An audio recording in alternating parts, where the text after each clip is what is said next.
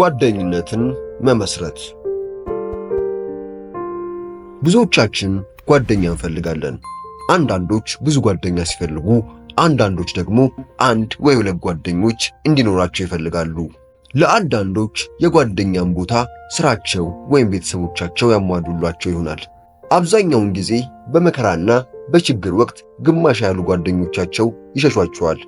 ጓደኛ ብዙ ግልጋሎት አለው። ባህሪያችንን ይቀርጸናል፣ ሐሳብና አመለካከታችንን ይደግፍልናል፣ ያርመናል፣ ሐሳብ የማቅረብና የመዝናናቱን መድረክ ይሰጠናል፣ ሕይወታችንን ይጋራናል፣ ሕይወቱንም ያጋራናል፣ የተፈላጊነት ስሜትን ያላብሰናል። ተመራማሪያኑ እንደሚሉት ጓደኛ ማፍራት ዝም ብለው በዘፈቀደ የሚገቡበት እንዳልሆነ ይገልጻሉ። ይልቁንም ልንማራቸው የምንችላቸውና የሚገቡን ውስብስብ የሆኑ ብቃቶችን ይጠይቃል። በዚህ መንገድ አንድ ጥናት ያስቀመጣቸውን መላምቶች ማየት እንችላለን። ጥናቱ ጥብቅና ትርጉም የሚሰጥ ግንኙነት በምን ይገለጻል በሚል ሐሳብ ያተኩራል። አንደኛ፣ በተቻለ መጠን በየቀኑ የጋራ ጊዜ ይኖራቸዋል። በነጻነትና በግልጽነት ሐሳባቸውን ይጋራሉ፣ ደካማና ጠንካራ ጎናቸውንም ያወራሉ። በግንኙነታቸው ደስታን ይጋራሉ እንጂ አንዱ በዳይ አንዱ ተበዳይ የሚሆንበት ወይም በጭቅጭቅና በንትርክ የተሞላ ያልሆኑ ናቸው።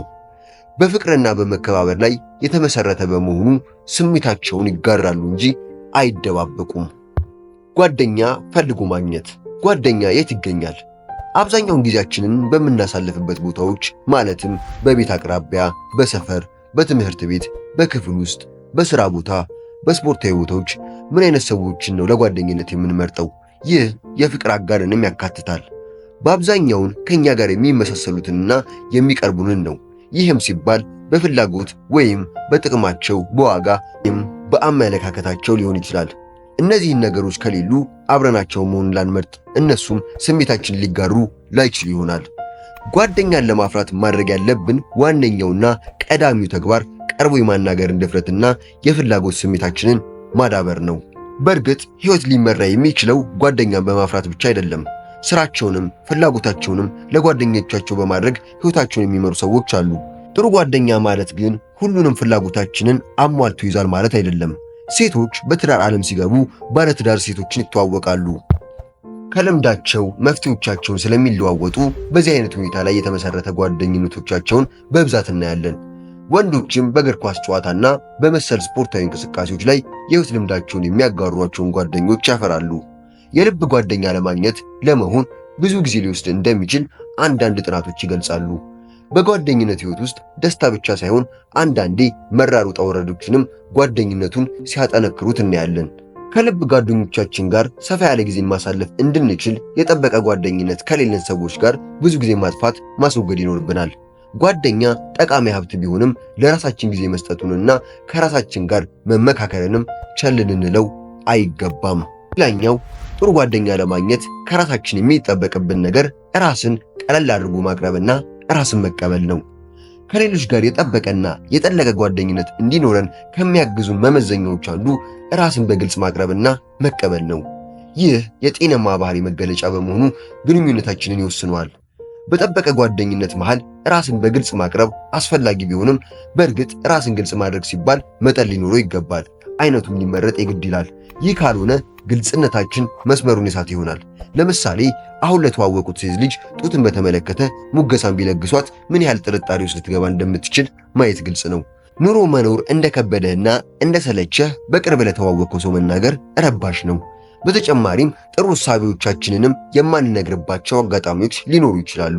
ይህ ከላይ የተመለከትነው ከልክ ያለፈ ግልጽነት ለቅርብ ጓደኛ፣ ቤተሰብ ብቻ መገለጽ የሚገባ ሲሆን ዋነኛው ችግር ግን ባለን ዕውቀት ወይም በውበታችን ወይም በንግግራችን ወይም በሀብታችን የፈለግነውን የተመኘነውን ሰው መማረክ እንደምንችል ሲሰማን ወይም ስናምን የሌለንን ነገር በማድረግ አሊያም በማውራት መዋሸታችን ነው። ይህ ድርጊታችን በሂደት ለውድቀት መዳረጉ አይቀርም። ከምንም በላይ ራስን እንደመሆን ነፃነት እንደሌለ ሁሉ እንደ ራስ አለመሆን እስር ቤት የለም። ግልጽ ለመሆን ታማኝ መሆን ይኖርብሃል። አዎ ብዙዎች እውነተኛ ማንነታችንን ላይቀበሉት ይችላሉ። ነገር ግን እውነተኛ ማንነታችንን የሚጥማቸው የሚቀበሉት ጥቂቶች እንዳሉ ወይም ሊኖሩ እንደሚችሉ አውቀን ሳንዘናጋ ግልጽነትና ራሳችንን ማንነታችንን አምነን መቀበል ይገባናል። የረጅም ጊዜ ጓደኝነት እንዴት ይመሰረታል? የረጅም ጊዜ ጓደኝነት ፈጥሮ እንደዚሁ ጠብቆ ለማቆየት ብዙ መሰናክሎች ይገጥሙናል። ይህን ለማድረግ ራሱን የቻለ ችሎታን ይጠይቃል።